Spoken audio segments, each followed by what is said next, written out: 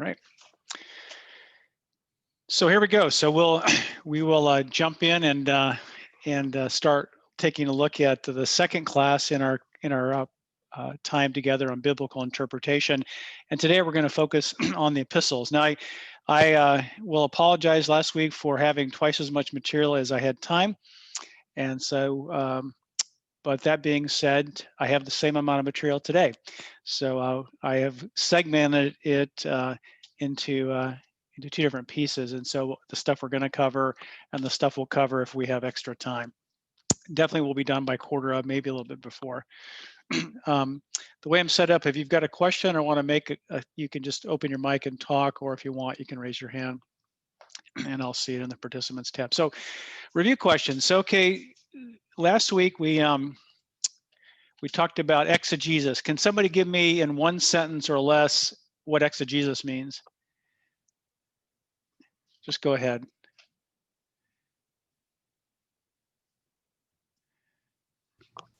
Is it what the writer, the meaning the writer was writing to the people of the time?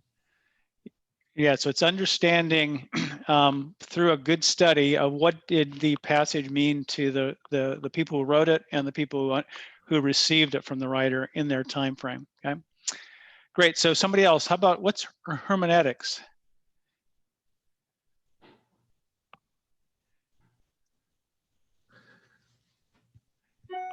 Somebody else. We'll let Steve Neff off the hook. Come on, how about it, Rob?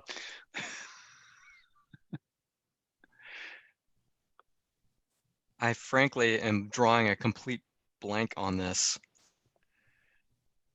Well, that's why I have. That's why we're doing review. That's right. So remember, I broke it out. So hermeneutics typically includes exegesis, but we're going to separate it. And it's going to be what's it mean for us today? Exegesis, what did it mean for them back then?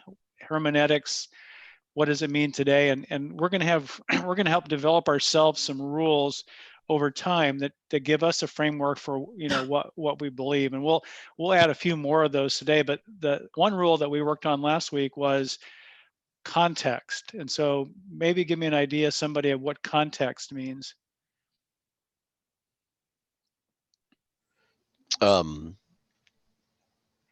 I think part of, context specifically would mean in what manner was the text written based on what was happening in the day, in the intent for which it was written to influence or to right, bring to mind understanding because of what was happening in the moment. Right, like they say in real estate, there's three things that are important: location, location, location. And in exegesis, there's three things that are important: context, context, context. So the taking a look at the surrounding words, the sentences, the paragraphs, the rest of the book, understanding the culture, the historical timeline, the literary form, all those things are going to help us do a much better job of understanding what was the writer's original intent when he wrote it for his original readers. Okay, so here's a little quiz. What's an epistle? 1, the wife of an apostle. 2, a wild plant that has sharp points on its leaves. C, a small device that makes a very high and loud sound when a person blows air through it. Or D, letters written to specific people at a specific time for a specific purpose. I'll take D for 1,000. Yes, exactly. I wish all tests could be this easy. An epistle is a letter, like this says, written to specific people, a specific time for a specific purpose. And those things are going to help us. They're also going to challenge us because we're not those people and we're not at that time.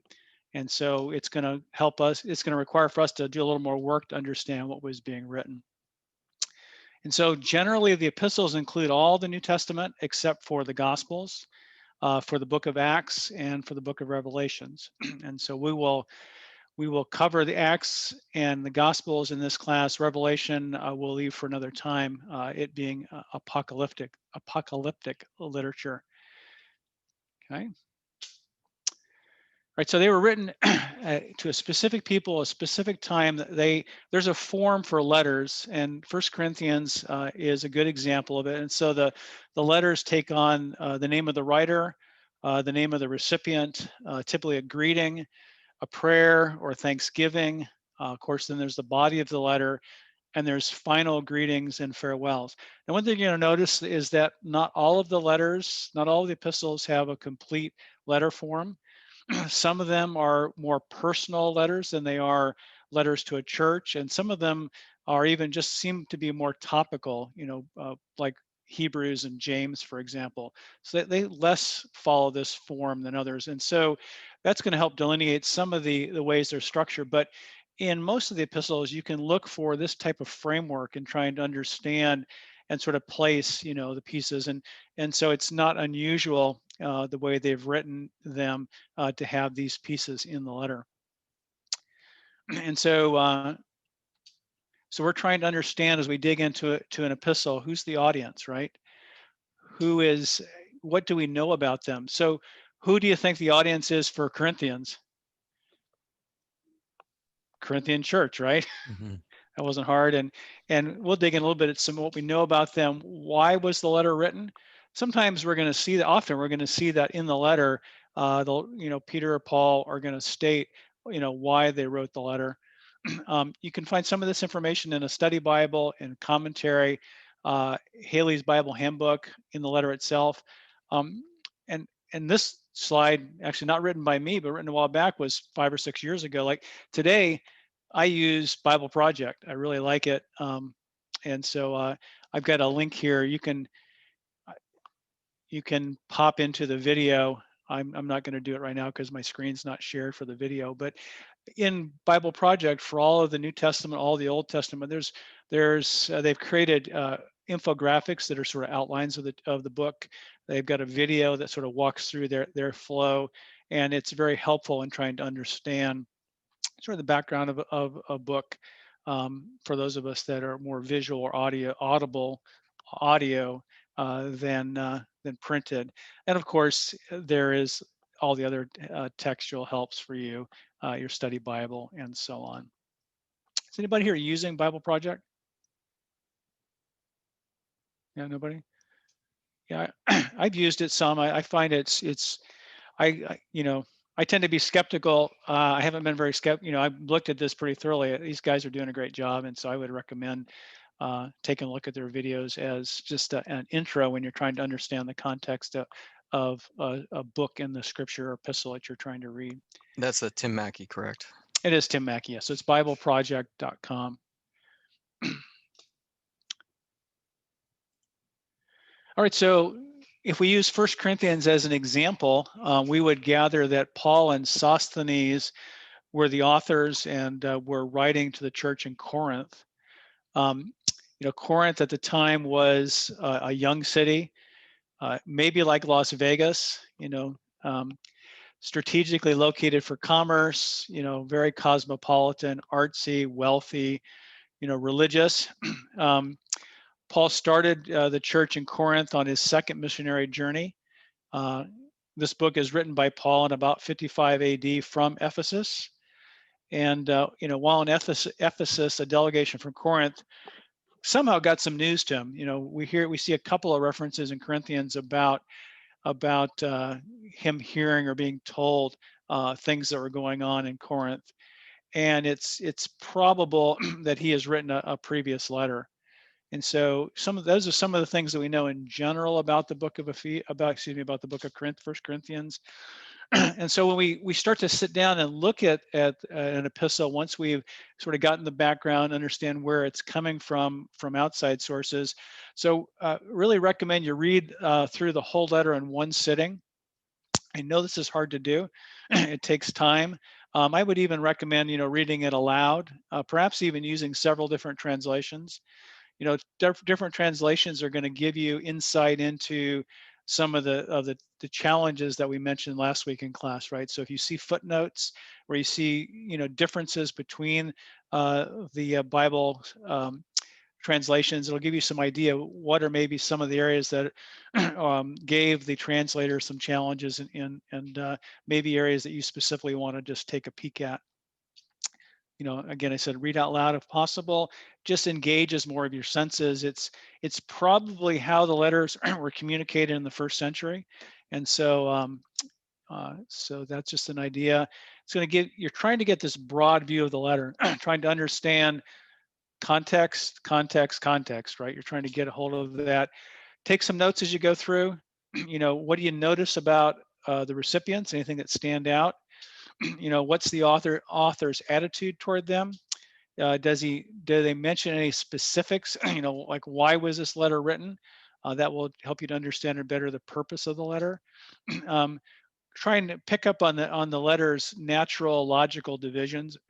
You're going to perhaps have an outline from your background research in your commentaries or your study Bible, but that'll help you sort of navigate through and figure out how is it laid out.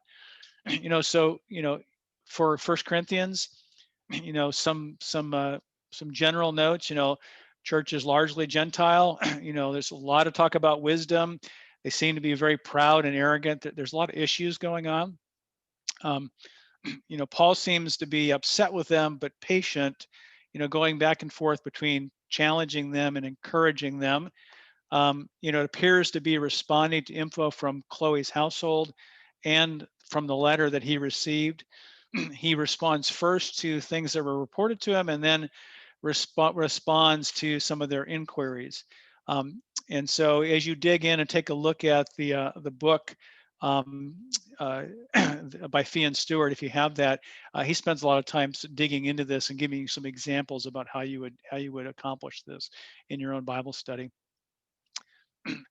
And so, you know, here is a proposed outline of Corinthians, sort of based on those comments before. I'll have to admit, this is not my outline. I borrowed this from a friend of mine who created this slide, but it's good. And it really maps into the comments previously, just identifying the various areas of the book. And so in Fee and Stewart, they dig in pretty extensively into chapters 1 through 4 to try and give you an example about what the next step would be. So you're going to, once you've sort of gotten the understanding of the book, you've read it all the way through a couple times, you broke it out into sections, you now can take and drill in on a particular section. So in a similar way as you did before, you're going to then start rereading that segment in smaller chunks. So in this case, drilling in on chapters 1 through 4, rereading it, you know, taking advantage of that's my subdivision from the outline. You're going to apply your contextual knowledge as well as your exegesis and all your other big words, your hermeneutical practices. So you're going to take your understanding of the context you got from the bigger letter, the context you got from doing a look at the author, this timeline, the historical setting, the reasons for the letter, and start to apply them. Here you're also going to continue to apply different Bible translations, develop some of your own thinking on what's going on, look at commentaries, get some idea of what other people are thinking about. Be aware that you have preconceived notions. So what's some examples of things that we might come into a text with that are preconceived, pre-baked, pre-thought out? Toss that out. What do you guys think? I think it's easy to come in having other people's opinions, potentially having form some of your own thoughts on a topic now. Mm-hmm. Yep. So come in with some things you may have learned or heard about a passage. You might have some doctrinal beliefs, like there's things that we believe, many of them right, some of them maybe not right, and we come in, you know, reading those into a text perhaps. We might have our own cultural. We come from a Western culture, so we tend to think of things in, you know, from a Western way of thinking.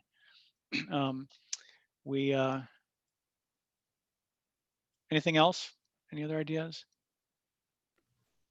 I mean, like with cultural, I think of like we have, because of our culture, we have preconceived like ideas about women and women's Right. roles, and you know, or even what kind of family you came from. If you had a mom that was like really quiet and never Mm. spoke up, you have a preconceived idea. Or if you had a mom that was really outspoken and kind of led the family. I just think of some of Paul's writings where he says women should, be quiet, or head coverings and stuff like Right. that. Yeah, I think it's important to, in a lot of ways, set aside ego. I mean, we can all feel like we have a grasp or an understanding of things, but without true comparative knowledge and tested knowledge, I think for some people it's easy to either impose charisma or impose force of will on things, and we really have to kind of leave that aside. Right. That's good. So really what we're trying to do is understand what's God teaching me and what does God want me to do with this? How do I apply this? So for example, in 1 Corinthians 1 through 4, you would take this, you would read it through a couple times, you would read it in different translations, and you're trying to get the big picture of the section. Then you're trying to go back and capture the same types of questions for the whole book that you used here. And I have a slide, I think it's next, but really trying to think in each paragraph, you're saying, what's the point? In this case, why did Paul write this? And you're doing it, I really encourage you to do it paragraph by paragraph. For sake of time today, we're not going to dig into that a lot but I would even say, as you go back and reflect on the class, just take, 1 Corinthians 1 through 4 and look at the paragraphs. Read the paragraph a couple times, maybe look at a different translation of it, and say, what's the point? Why did Paul bother to write this? What's he trying to communicate? What's going on here? And just work your way through the section, paragraph by paragraph. What's the point? Why did he write it? What's being communicated here? Some things that jump out here is that there's something going on between Paul and the church at Corinth. They're not fully aligned here. He's upset with them for some reason, for some obvious reasons. The word wisdom gets used 26 times in chapters 1 through 3. That might be a clue, right? How come? Apparently wisdom is part of the problem of division. It seems that there's something going on in Corinth about just the function of leadership and sort of the relationships. You remember how it says, some, there's different leaders that people are aligning with, right? And for that reason, maybe it's that they just missed. I think Paul's trying to say they didn't quite get the gospel that was shared with them, right? And so he's following up on that. So again, it's interesting, there's this idea, and again, I remember I said earlier, think about paragraphs, think about what's the point, what's Paul saying, maybe you take a time and just write out, what do I think Paul is trying to say in this paragraph? As you outline it, so okay, in this paragraph he's saying this, in the next paragraph I think he's saying that. Some points seem to come out, that, from Fee and Stewart, they said it seems like he's dividing the church up on the basis of the different leaders, and so the church says, hey, I follow Paul, I follow Apollos,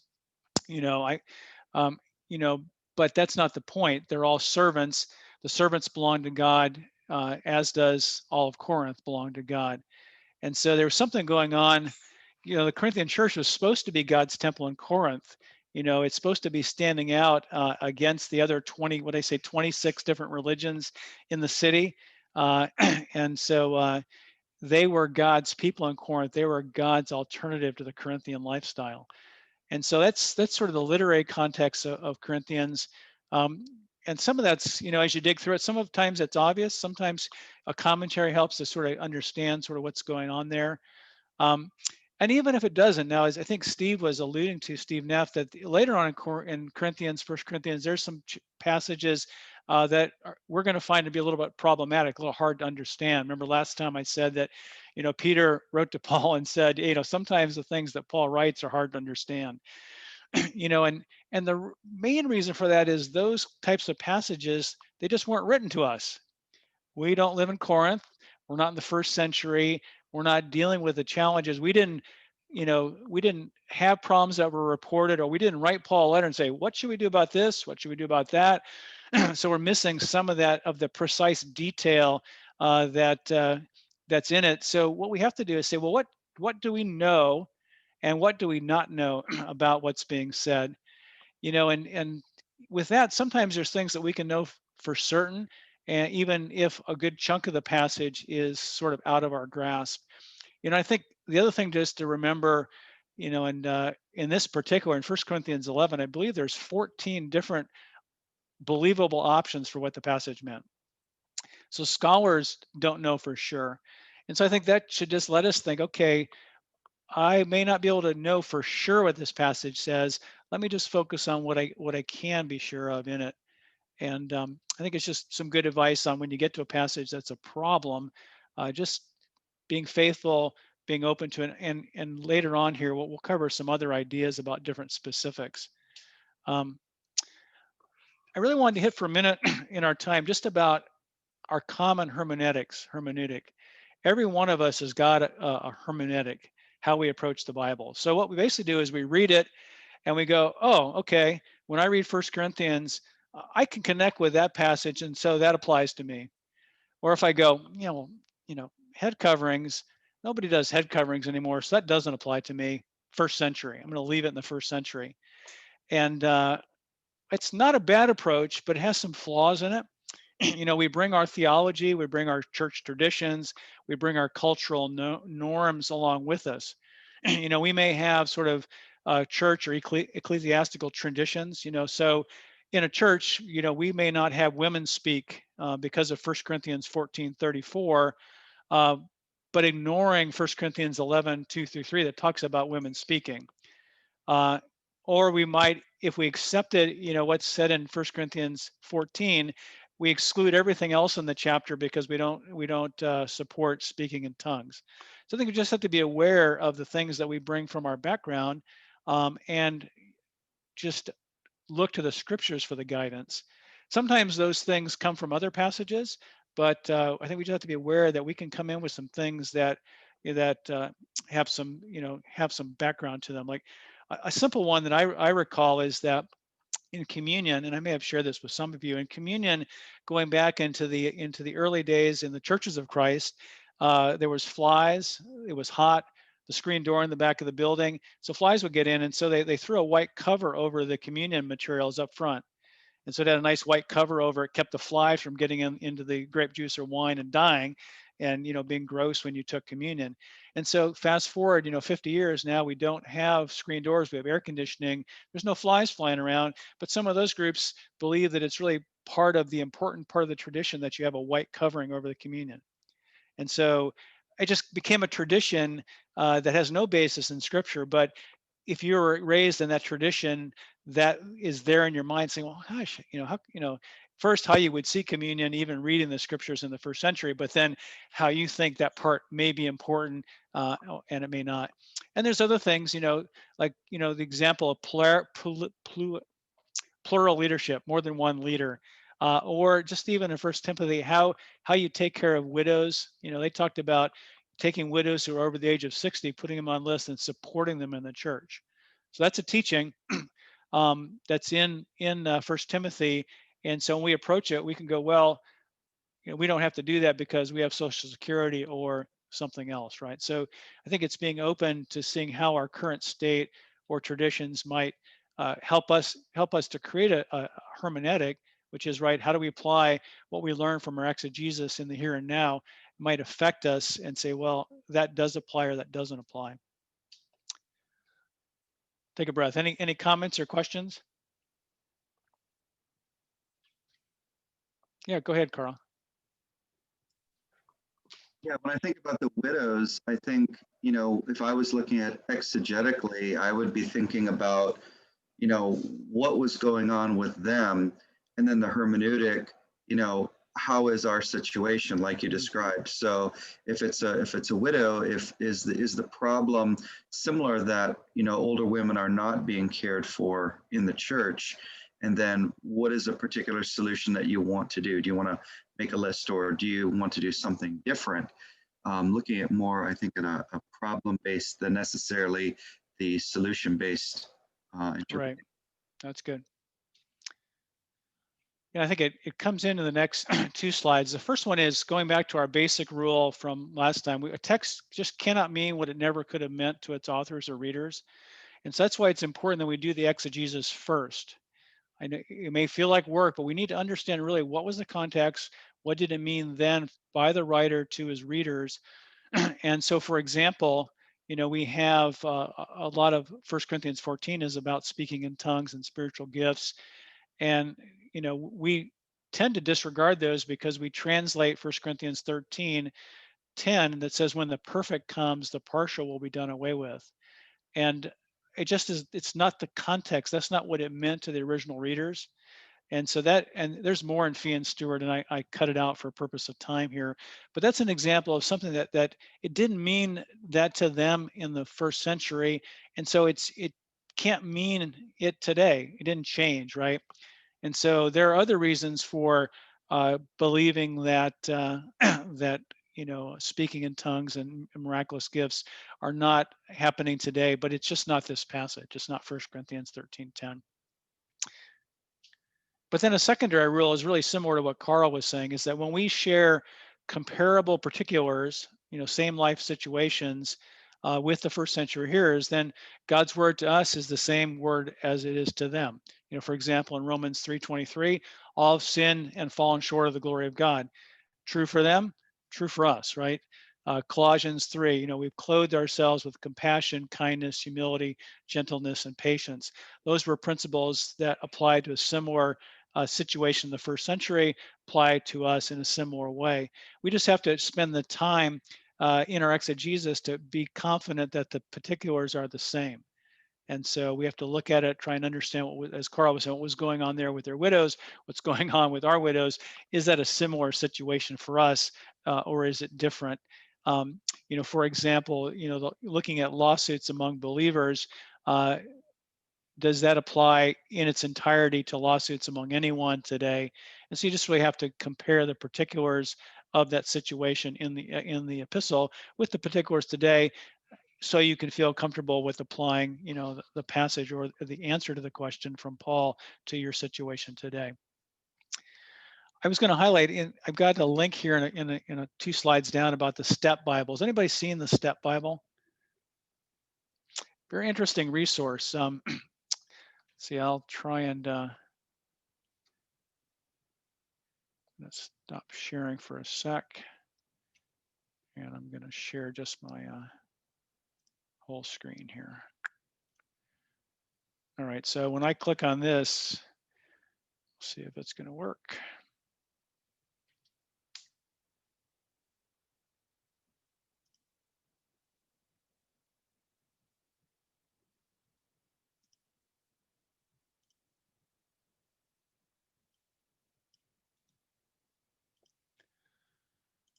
It's a rule that anything that works when you practice it doesn't work when you actually do it.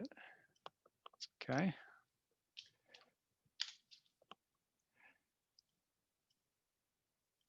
All right, can you see that now? Okay, so great resource, stepbible.org. It gives you the ability to take a look at a particular passage. And so we're looking at 1 Corinthians 1, let's say. And so we can pick up 1 Corinthians 1, and then we can add another translation to it.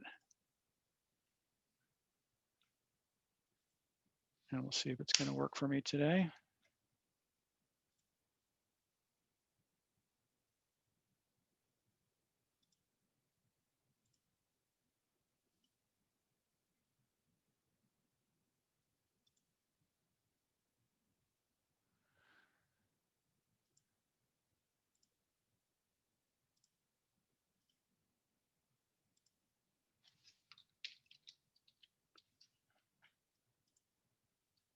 There we go.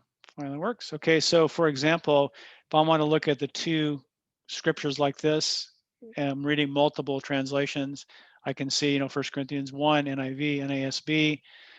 If I want to change it, it's this. I found this a little more interesting. Was column view, and so I can look at them side by side. I can get some comparison between them to see where they're alike. So it's showing, the parts of the passage that are similar. That's sort of cool. And then remember we mentioned in 1 Corinthians that there was some of this stuff about being wise. So if we have a translation that's it has links in it, so we'll pick the ESV and not the NASB. See if I can get that to work. Of course not. Let's see. I think you can actually just type NASB or whatever translation you want up in the bar, and it'll allow you to populate that immediately. Oh no, I get that, but it's not. See, it's picking it up, but the problem is it's not. There it goes. It's decided to work now. There you go. So the ESV, I think, is linked. So, I know what it is. You have to turn off the comparison and just use column view. And once we do that, then we can get highlights. And so what I can do now on this link version that has links is I can now look for wisdom. And so there's wiser. So we see it's showing me all the parallels. I can just click on wisdom, and it's going to bring me up, vocabulary and wisdom. It's going to show me other places that it's used, what it's mean. I can go see where is that word used elsewhere in the Bible. So 50 times that is used. So I can see, here it's giving me that clue a bunch of times in 1 Corinthians, early chapters of 1 Corinthians, right? So all these chapters are having wisdom in it. So just a way to get access to a pretty powerful study Bible, and so it's got cross references, and so you can bring up the cross references here and so on. So I thought that was just an interesting tool. And I'll go back here to the, and so I had used it here to bring up wisdom in the slide. Some other tools that, I like using douglasjacoby.com site just as a brother who I trust to give me some ideas into meaning of particular passages.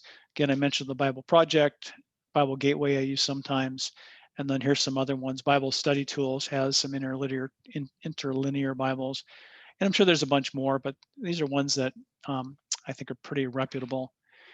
All right, so that's what I've prepared for us today. I just want to throw it out for comment. I've got some other topics, but want to see what you guys think about just what we covered, studying the epistles, and any comments, questions.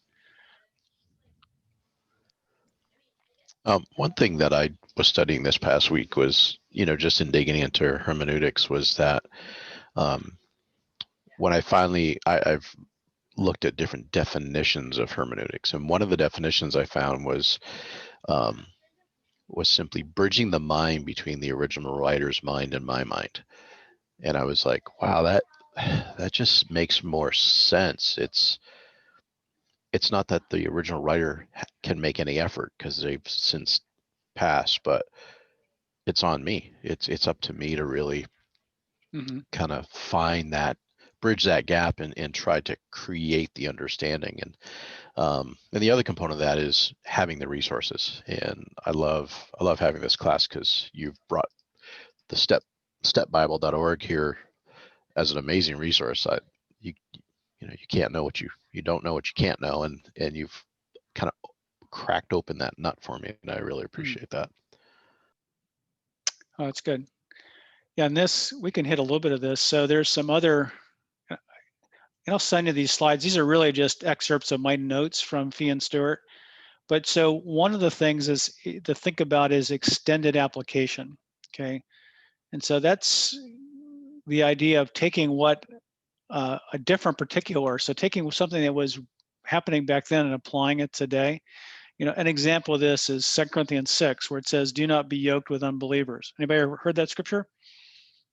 And you probably have heard it mean, don't marry someone who's not a disciple, right? It's probably a good application, but that's probably not the application that Paul had. Because, as Fee points out, yoke was rarely in those times used to talk about marriage. We talk about Jesus putting a yoke on us, discipling from him, right? And so we're not sure exactly what the original text was forbidding, just not confident that it's marriage, right, to a non-believer.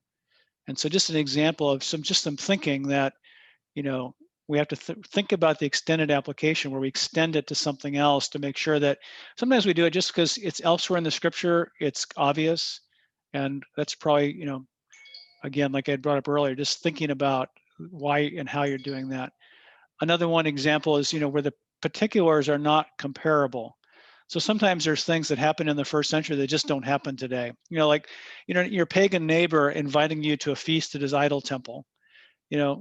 not a North American thing, maybe in Asia a little bit, but, or things that were just really unlikely to happen, incestuous believers, man has his father's wife, isn't that what it said? It could happen. It's just unlikely, um, haves and have-nots, the Lord's table was 1 Corinthians 11, not taking care of people, not serving them communion because they were of a lower class, or forcing circumcision on Gentile Christians. So those are examples of things that probably aren't happening today, slight chance. And so we have to be careful in the extended application where those were being written to talk about those things.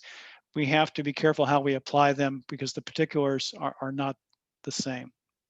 Yeah, Carl? Just to the previous slide and what Larry was saying, I've always felt that when we talk about looking at the Bible, carelessly, critically, or carefully, I really like the careful road.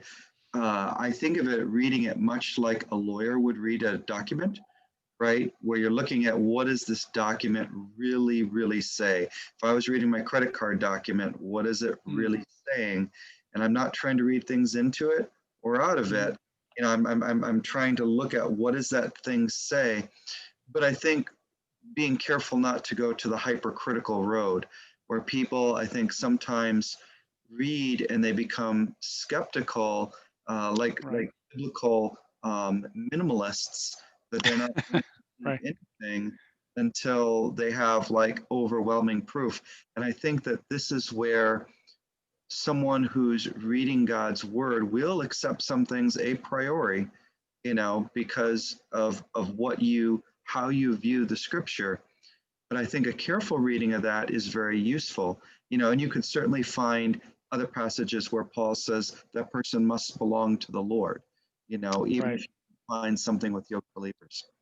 Right. No, that's a great point. And I think it's I like your comment there. Let's not be disbelievers as we go to the word, but let's do our best to try and understand the context of what we're reading so we make the right applications. Talked about this. I think what's probably most important here is in these, let's see, and this will come up later in things that are in the sin list and things that are not in the sin list. So in Romans 1 or 1 Corinthians 5 or Galatians 5 and elsewhere, right, there's lists of things that we shouldn't do. And these matters of indifference or opinion are not on them. What you drink, what you eat, observance of days, these cultural ideas. And so, for example, should we drink wine or not drink wine is one that some churches deal with. And so that's not, drunkenness is found in the sins, but not the matter of consuming wine or not consuming wine. And again, cultural relativity, right? So it's trying to figure out the mapping between today and then. So as we remember, epistles are occasional documents from the first century. And so sometimes the situations that are speaking to are so first century that they don't make any sense to apply it today. Sometimes they're similar, and so with thinking about it, we can apply them into comparable but different settings today. And sometimes we just can't figure out what the comparable particulars are. And again, so a lot of detail here. These are just ideas from Fee and Stewart about how to address cultural relativity. And he does a more thorough job in his text than I'm doing here. But just some ideas about how you would apply. And the last one I want to just touch on as we finish up is task theology. And so you're going to find out at times, Paul's going to mention some theology. Remember, these are occasioned by either the author decided or the recipients asked for something to be written, and so it gets written. But it doesn't, for example, when Paul says in 1 Corinthians 6 that we shouldn't go to law against believers, because don't you know that you will judge angels? Well, that's a piece of theology there. If you didn't know, you're going to get to judge angels. Awesome. It's theology, but it's based around this task. He's included in there as illumination for the comment he's making, perhaps because he's spoken with the Corinthians when he was there about this stuff or in other letters, or just because he's sort of, putting it in there So we shouldn't necessarily look to an epistle to have a complete theology, because they don't. They really are sharing pieces that are relevant to what they are answering. And I think just sort of finally, that just highlights the idea that epistles are really one way. It's listening to one end of a phone conversation. So you don't necessarily know exactly what's going on or what the question was, but you get the answer. And so now you're trying to figure out, well, what was the question that got this response? How does it fit? And realizing there's limitations to our full understanding of the communication, because sometimes Paul he knows thoroughly what they're asking, and they know thoroughly what he's talking about, and we don't. And so that combined just with the idea of sometimes there's theology put in, but it's so I think we should then understand that we don't fault it for being incomplete, because it was never intended to be a complete understanding in this, my example of our interactions with angels. So that's it. That's what I had for today. Any closing comments? We're right on quarter of. Yeah, very good. All right. Y'all have a great rest of your morning. I'll see you in church here in a few minutes. Thanks, guys.